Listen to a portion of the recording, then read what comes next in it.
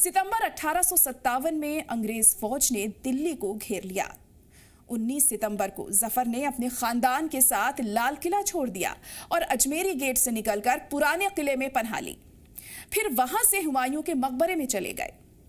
अंग्रेजों को खबर मिली तो कैप्टन विलियम हॉटसन को उन्हें गिरफ्तार करने भेजा गया। हॉटसन करीब 100 घुड़सवारों के साथ मकबरे पहुंचे। उसने अपने 2 कारिंदों मौलवी रजब अली और मिर्जा इलाही बख्श को अंदर भेजा। 2 घंटे की खामोशी के बाद बादशाह बाहर आए।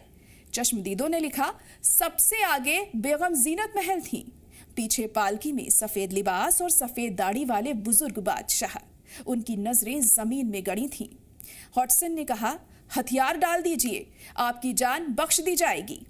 जफर ने अपने हथियार सौंप दिए। जब बहादुर शाह जफर को गिरफ्तार किया जा रहा था तो हॉटसन ने उस वक्त उन पर तंज कसते हुए एक शेर कहा था कि दम दमे में दम नहीं है, खैर मांगो जान की, ए जफर ठंडी हुई अब तेग हिंदुस्तान की।